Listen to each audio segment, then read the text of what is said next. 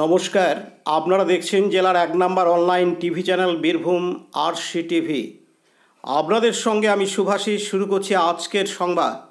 বিস্তারিত সংবাদে যাওয়ার আগে দেখে নেব সংবাদ শিরোনাম।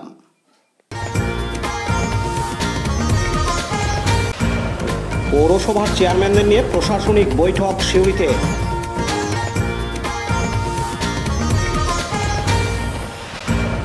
দুবরাজপুর পৌরসভার উদ্যোগে দুর্গাপুজো কমিটিগুলিকে অনুদান।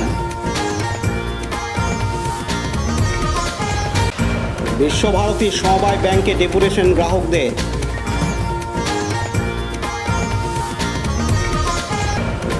লরির মালিক খুনে গ্রেপ্তার হওয়া ব্যক্তির জেল হেফাজত।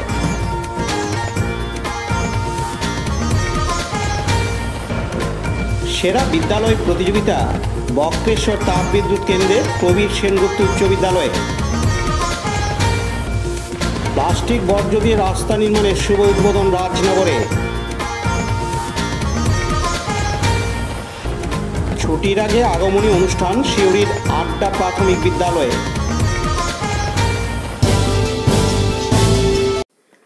দিন কয়েক আগেই বোলপুরে এসেছিলেন রাজ্যের মুখ্যমন্ত্রী মমতা বন্দ্যোপাধ্যায়।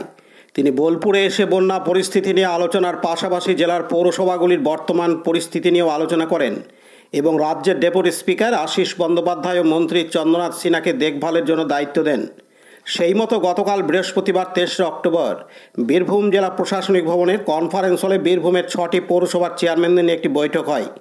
যে বৈঠকে বীরভূম জেলা শাসক সহ রাজ্যের ডেপুটি স্পিকার ও অন্যান্যরা উপস্থিত ছিলেন।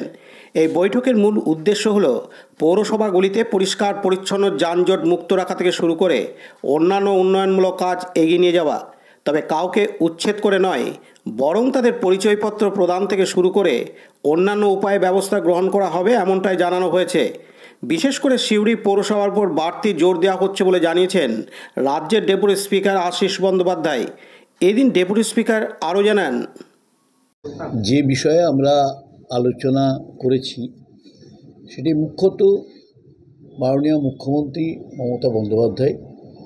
তিনি আপনারা জানেন যে সাম্প্রতিক বন্যা পরিস্থিতি নিয়ে এই জেলায় সভা করেছেন এবং সেদিনই আমাকে এবং মাননীয় মন্ত্রী চন্দ্রনাথ সিনহাকে নির্দেশ দিয়েছিলেন যে 6টি মিউনিসিপ্যালিটি চেয়ারম্যানকে নিয়ে ডিএম সাহেবের সঙ্গে বসে একটা এই বিষয়টা নিয়ে আলোচনা করা।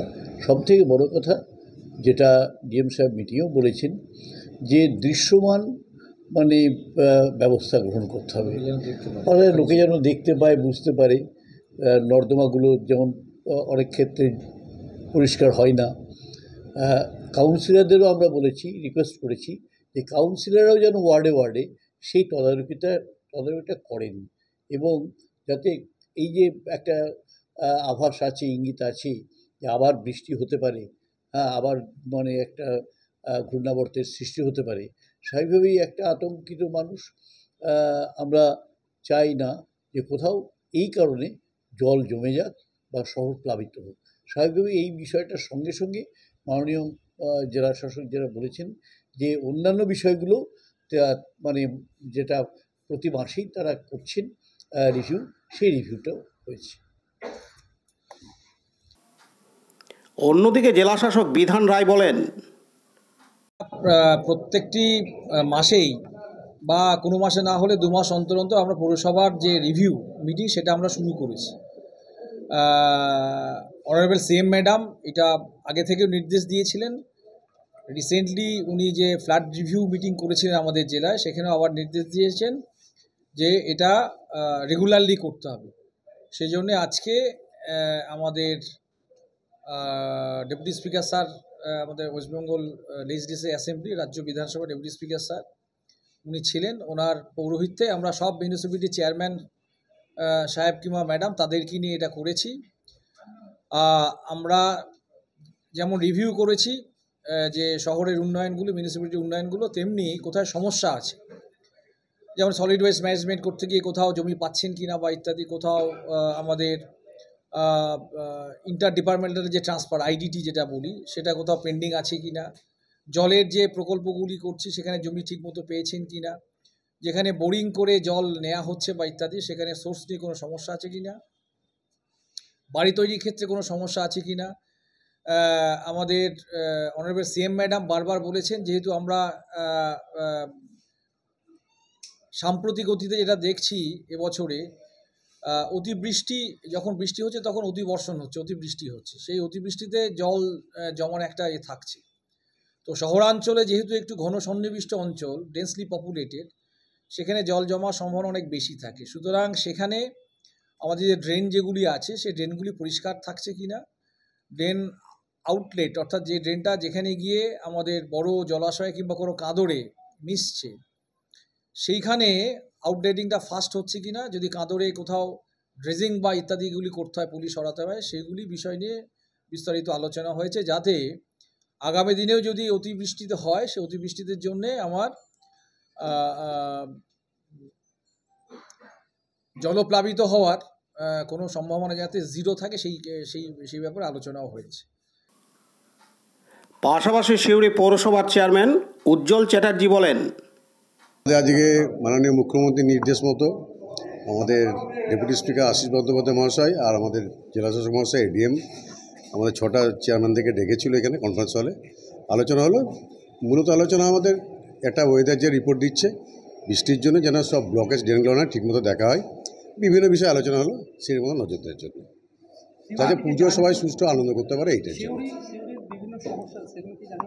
হ্যাঁ, সমস্যা জানিয়েছি, আমার যে কী জন্য ব্লকেজ হয় 2-3টে ওয়ার্ডে সেটাও বলেছি, সব নোট করে নিয়েছি। আগামী দিন কালী পুজোর পর নিজে পরিদর্শন করবে। আর ইদানিং যেটা বলেছে ড্রেনের ওপর নজর রাখা, যেন স্ট্যাকিং না হয় জলটা, যেন সবাই দুর্গাপুজোর সময় সবাই ভালো করে আনন্দ করতে পারে, পুজো ঠিক করতে পারে। আপনার কালী পুজোর পর যানজট এনক্লোজমেন্ট ডিএম স্যার নিজেই বলেছে পৌরসভায় সহায়তা একসঙ্গে সবাই মিলে ভাঙবে যেগুলো এনক্লোজ আছে। পার্থ দাসের report, Birbhum RC TV, Suri. এখন বিজ্ঞাপন বিরতি, ফিরে আসছি বিরতির পর।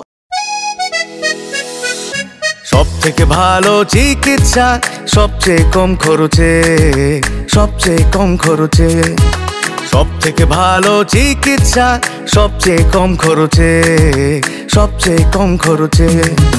বিশ্বমানের স্বাস্থ্য পরিষেবা মিলবে দিনে রাতে, বিশ্বমানের স্বাস্থ্য পরিষেবা মিলবে দিনে রাতে।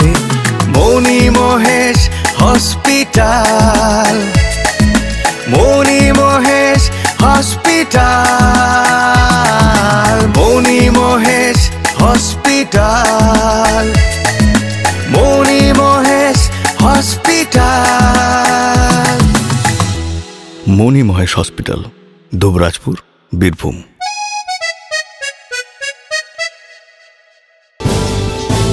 ফিরে এলাম বিরতির পর। দুবরাজপুর পৌরসভা এলাকায় 41টি দুর্গাপুজো হয়, যার মধ্যে 26টি দুর্গাপুজো কমিটি রাজ্য সরকারের 85,000 টাকা করে অনুদান পেয়েছে।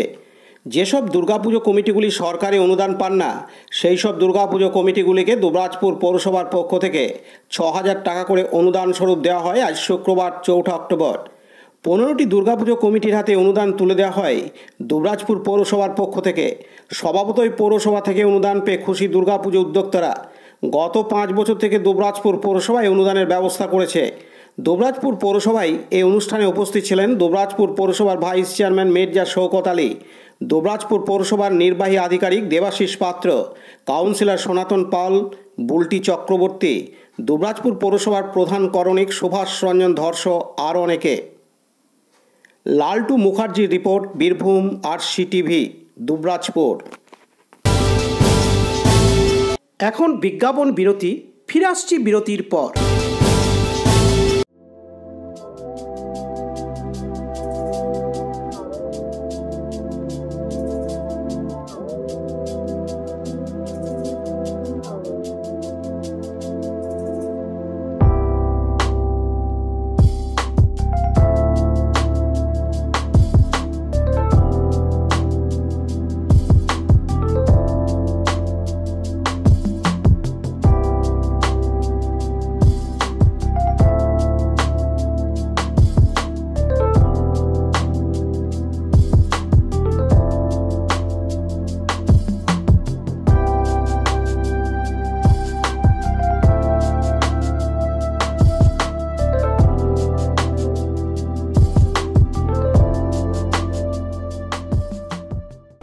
বিরতির পর।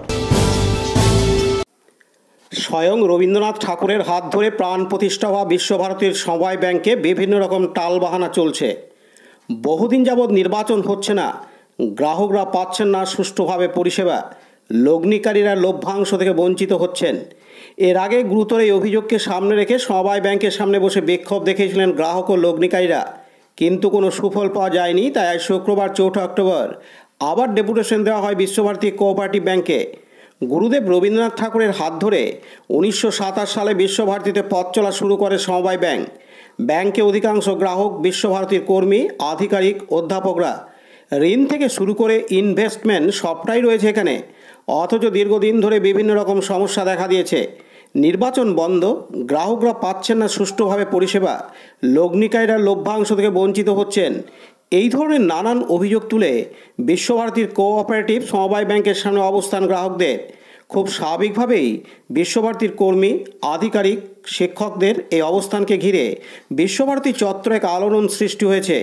এদিন ব্যাংকের গ্রাহকরা জানান, আমরা বিশ্বভারতীর কর্মী এবং যারা শেয়ার হোল্ডার কোঅপারেটিভ সোসাইটির আমরা সমবেত হলাম এবং আমাদের বহুদিনকার যে দাবি যে বিশ্বভারতী কোঅপারেটিভ সোসাইটির ইলেকশন হচ্ছে না, সেই ইলেকশনটা ত্বরান্বিত করে নতুন বোর্ড গঠন করার দাবি জানালাম। সেই সঙ্গে আমরা দীর্ঘদিন ধরে আমরা ডিভিডেন্ড, গিফট এসব থেকে বঞ্চিত, সেগুলো যাতে সত্ত্বর প্রদান করা হোক তার দাবি জানালাম। এবং সর্বোপরি যে প্রত্যেক বছর যখনই ব্যাংকের রেট কমে, আরবিআই যখন রোপা রেট কমায় এবং অন্যান্য ব্যাংকগুলি যখন রেট কমে, স্বাভাবিকভাবে কোঅপারেটিভ সোসাইটিও তার রেট কমায়। সেই 1% রেট কমার ফলে যে টাকা আমাদের প্রাপ্য, সেই টাকা আমরা বিগত 2 বছর ধরে পাইনি কোনো এক অজ্ঞাত কারণে। সেই টাকা অবিলম্বে আমরা দাবি করেছি যে পুজোর প্রাক্কালে সমস্ত শেয়ার হোল্ডারদেরকে সেই 1% টাকা অর্থাৎ 2 বছরের 2%-এর টাকা, প্রদেয় টাকা আমাদেরকে ইমিডিয়েট দিয়ে দেওয়া। এবং সেইটার ক্ষেত্রে আমাদেরকে ম্যানেজার মহাশয় আশ্বাসন দিয়েছেন, তিনি যথাসাধ্য চেষ্টা করবেন। আমরা আশাবাদী যে আমাদের এই ডেপুটেশন আগামী দিনে সমস্ত শেয়ার হোল্ডারকে এবং বিশ্বভারতীর কর্মীদেরকে পুজোর আগে 1%-এর প্রদেয় টাকা আমরা তুলে দিতে পারবো পুজোর গিফট হিসাবে। নমস্কার। কাজী আমিরুল ইসলামের report, Birbhum RC TV, Santiniketan. এখন বিজ্ঞাপন বিরতি, ফিরে আসছি বিরতির পর। RCS Network, high speed internet, broadband, cable TV and landline service provider, Dubrajpur, Birbhum. আমাদের এখানে পাবেন BSNL, RailTel, City Alliance and Jio ফাইবারের internet, cable TV and landline টেলিফোনের কানেকশন নিতে যোগাযোগ করুন। দুবরাজপুর 0346229627 7449000072 9732202011 8207037404। সিউড়ি 034622999995 9647669675 7063544520। ফিরে এলাম বিরতির পর। দুষ্কৃতীদের ধারালো অস্ত্রের আঘাতে মৃত এক লরি মালিক। ঘটনা ঘটে বীরভূমের মোহাম্মদবাজার থানা এলাকার সোতসালে। জানা গেছে, রাস্তায় দাঁড়িয়ে থাকা লরি থেকে প্রায় সময় টাকা চুরি হতে বলে অভিযোগ। গত বুধবার 2 অক্টোবর ওই লরি মালিক ওত পেতে চোর ধরতে বসেছিল। ওই সময় রাত্রি 2:30 নাগাদ দুষ্কৃতীদের ধান মাঠে ছুটে ধরতে যায় লরি মালিক মনিরুদ্দিন মণ্ডল। ওই সময় দুষ্কৃতীদের ধারালো অস্ত্রের কোপে ঘটনাস্থলে লুটিয়ে পড়ে। তাকে উদ্ধার করে সিউড়ি হাসপাতালে নিয়ে এলে চিকিৎসকরা মৃত বলে ঘোষণা করেন। অভিযুক্ত এক ব্যক্তিকে গতকাল বৃহস্পতিবার গ্রেপ্তার করা হয়েছে। আজ শুক্রবার 4 অক্টোবর ওই অভিযুক্ত ব্যক্তিকে সিউড়ি আদালতে তোলা হয়। সিউড়ি আদালতের বিচারক অভিযুক্তকে 14 দিনের জেল হেফাজতের নির্দেশ দেন। এদিন সিউড়ি জেলা আদালতের সরকারি আইনজীবী বিকাশ পৈতন্ডি জানান, সিফাজুল শেখ বলে একজন তাকে কোর্টে ফরওয়ার্ড করেছিল। শামসের আলম মণ্ডল 2/10/2024 একটা লিখিত মহৎবাবু থানা লিখিত অভিযোগ করে যে সোতসালের কাছে নতুন যে পেট্রোল পাম্প আছে, সেই পেট্রোল পাম্পে তারা গাড়ি রাখতো এবং এই গাড়িতে প্রত্যেক দিনই কিছু না কিছু পার্টস চুরি হতো। সেই তাদেরকে ধরানোর জন্য পেট্রোল পাম্পের কাছে একটা লুকিয়ে থাকে। তখন দেখে কয়েকজন ব্যক্তি আসে এবং ওই গাড়ি থেকে চুরি করার চেষ্টা করে। তখন এই মনিরুদ্দিন মণ্ডল মানে শামসের আলমের মণ্ডলের দাদা সে ছুটে যায়, ধরতে যায় এবং ধরেও ফেলে। কিন্তু পরবর্তী ক্ষেত্রে ওই দুষ্কৃতিকারীরা হাতে থাকা ধারালো অস্ত্র দিয়ে তাকে আঘাত করে এবং পরবর্তীকালে সিউড়ি সদর হাসপাতালে তাকে মৃত বলে ঘোষণা করে এবং সেই পরিপ্রেক্ষিতে সিফাজুল শেখ কাছে কোর্টে ফরওয়ার্ড করা হয় এবং তার জামিনের জন্য দরখাস্ত করেছিল। তার কোর্ট সমস্ত দিক বিবেচনা করে তার জামিন রিজেক্ট করেছে এবং 18/10/2024 তার নেক্সট ডেট পড়েছে এবং আয়ও টিআই প্যাড জন্য প্যাড করেছিলেন যাতে এই অভিযুক্তবাদীকে চিনতে পারে। যে ব্যক্তিরা যারা ছিল তারা দেখতে পেয়েছিল, তাদের মধ্যে একজনকে সে আইডেন্টিফাই করতে পারবে এই হিসেবে আয়ও পেয়ার দিয়েছিল, সেই পেয়ার অ্যালাউ হয়েছে। কালকে ধরা হয়েছে, গতকাল ধরা হয়েছে। আপনার নাম? আমার নাম বিকাশ পৈতন্ডি। আপনি? আমি এসিজিএম কোর্টের এপিপি। পার্থ দাসের রিপোর্ট, বীরভূম RCTV সিউড়ি। এখন বিজ্ঞাপন বিরতি, ফিরে আসছি বিরতির পর। বঞ্চনার অবসান, শ্রমের সম্মান। 100 দিনের কাজের অদক্ষ শ্রমদানকারীদের জীবনে এলো নতুন প্রভাতের আলো। মাননীয় মুখ্যমন্ত্রী মমতা বন্দ্যোপাধ্যায়ের উদ্যোগে তাদের 2 বছরের বকেয়া মজুরির বঞ্চনার অবসান হলো। সম্পূর্ণ রাজ্য সরকারের নিজস্ব তহবিল থেকে 2651 কোটি টাকা ব্যয়ে 59 লক্ষ অদক্ষ শ্রমদানকারীদের বকেয়া মজুরি প্রদান করা হয়েছে। হাসি ফুটেছে রাজ্যের সকল অদক্ষ শ্রমদানকারীদের মুখে। পঞ্চায়েত ও গ্রামোন্নয়ন দপ্তর পশ্চিমবঙ্গ সরকার কর্তৃক জনস্বার্থে প্রচারিত। ফিরে এলাম বিরতির পর।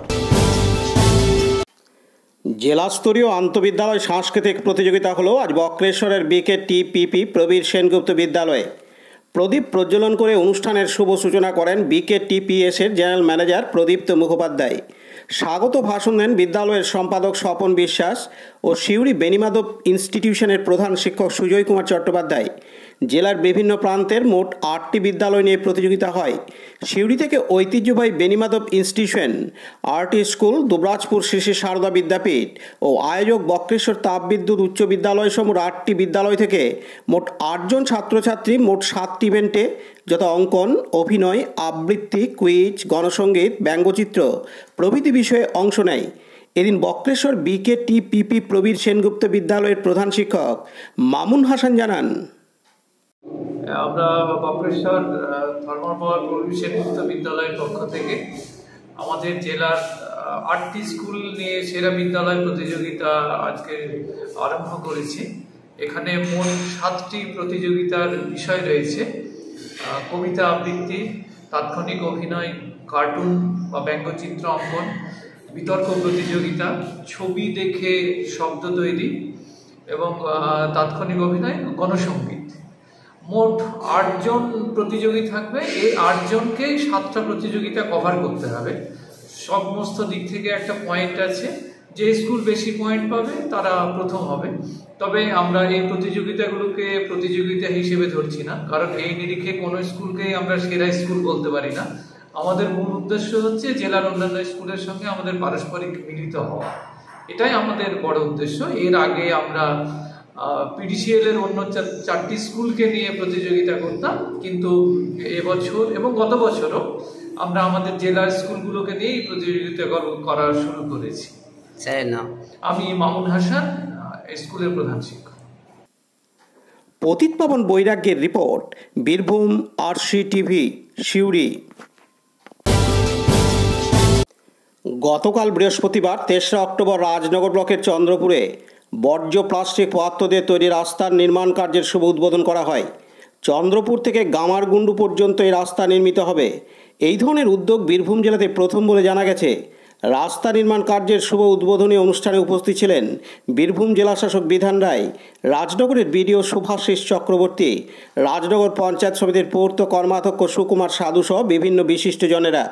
এদিন বীরভূম জেলাশাসক তার বক্তব্যে জানান, নাম দিয়েছেন কর্মশ্রী, অর্থাৎ 100 দিনের যে কাজ নেই, 100 দিনের কাজে আমরা কি করতাম আমরা সবাই জানেন, মায়েরাও জানেন, বাড়ির বোনেরা দিদিরা সবাই জানেন, দাদা ভাইয়েরা তো দাদা জানেন। অর্থাৎ আমাদের গ্রামাঞ্চলে যে কাজগুলি, কোথাও নালা তৈরি করা, কোথাও নালা সংস্কার করা, কোথাও বাঁধ দেওয়া বা ইত্যাদি, কোথাও মাটির অন্যান্য কাজ, কোথাও বৃক্ষরোপণ করা বা ইত্যাদি নানাবিধ কাজ যেগুলি আমাদের গ্রাম পঞ্চায়েতে করতাম, সেগুলি কেন করা হয়েছিল না, আমাদের এই দেশ আমরা জানি এখন যে মুহূর্তে আমরা দাঁড়িয়ে আছি, তারা কিন্তু অন্য কোনো বিষয় 1 নম্বর না থাকুক, কিন্তু জনসংখ্যার দিক থেকে 1 নম্বরে আছে। চীনকে ছাপিয়ে এখন আমরা 1 নম্বরে চলে এসেছে।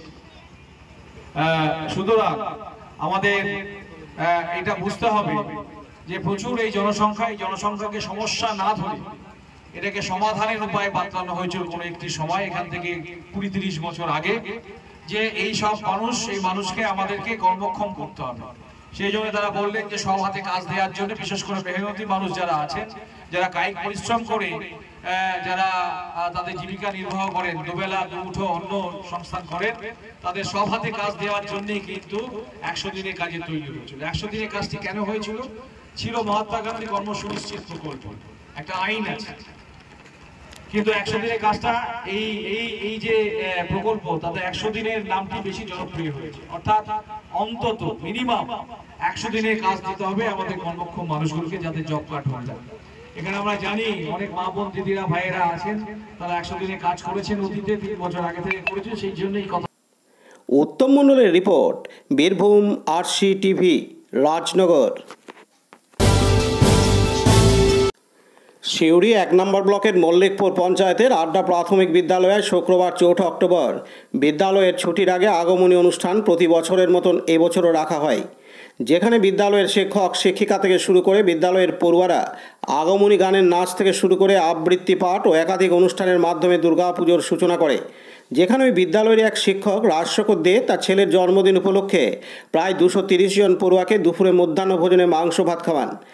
আগমনী অনুষ্ঠানের পাশাপাশি দুপুরের মিড ডে মিলে মাংস ভাত পেয়ে খুশি পড়ুয়ারা। এ বিষয়ে বিদ্যালয়ের প্রধান শিক্ষক অরিন্দম বোস জানান, প্রতি বছরই আগমনী অনুষ্ঠান করা হয়, যা এবছরও বাদ যায়নি। বিদ্যালয় ছুটি হওয়ার আগে অনুষ্ঠান করা হয়, যেখানে ক্লাস 1 থেকে 5 পর্যন্ত পড়ুয়ারা আবৃত্তি, আগমনী গানে নাচ সহ বিভিন্ন অনুষ্ঠান করে। এদিন তিনি আরও জানান, আচ্ছা, এটা আড্ডা প্রাথমিক বিদ্যালয়, বীরভূম জেলার সিউড়ি 1 নম্বর ব্লকের সদর পশ্চিম চক্রের একটা প্রাথমিক বিদ্যালয়।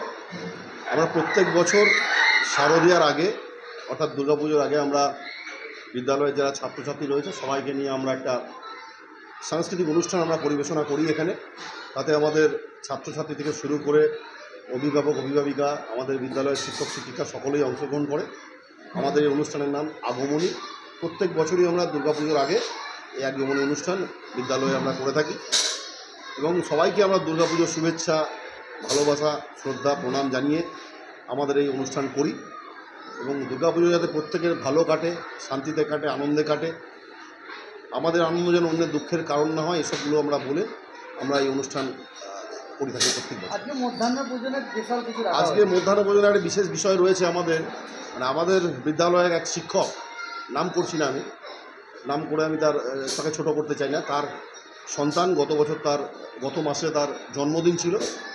সে শিক্ষক মহাশয় তার সন্তানের জন্মদিন উপলক্ষে আজকে আমাদের ছাত্রছাত্রীদের প্রত্যেককে বিশেষ মেনুর আয়োজন করেছে, ভাত, ডাল, তার সাথে আমাদের মুরগির মাংস এবং আরও অন্যান্য জিনিসপত্র ওই শিক্ষক মহাশয় আজকে আয়োজন করেছেন। এবং আমাদের বিদ্যালয়ে যে ছাত্রছাত্রীরা রয়েছে, আজকে 214 জনের মধ্যে আমাদের প্রায় 200 জন ছাত্রছাত্রী আজকে উপস্থিত রয়েছে, তার সাথে সাথে অভিভাবক অভিভাবিকারা রয়েছেন। আমরা সকলে মিলে আজকের দিনটি অত্যন্ত আনন্দ সহকারে উদযাপন করলাম এবং আবারও সবাইকে আমরা শুভেচ্ছা আগাম শারদীয়া জানাচ্ছি। আমাদের বিদ্যালয় প্রত্যেক বছর এই ধরনের অনুষ্ঠান করে, বিভিন্ন ধরনের বিভিন্ন সময়ে, সে বসন্ত উৎসব হোক, বর্ষামঙ্গল থেকে শুরু করে আমরা গ্রীষ্মকালে আমরা অনুষ্ঠান করি বিভিন্ন ধরনের। এটা আমাদের বিদ্যালয়ের একটা প্রথা, এটা আগামী দিনেও এরকমভাবেই আমাদের বিদ্যালয়ে চলবে। আমার নাম অরিন্দম বোস, আমাদের বিদ্যালয় আড্ডা প্রাথমিক বিদ্যালয়, সিউড়ি 1 নম্বর ব্লকের অন্তর্গত।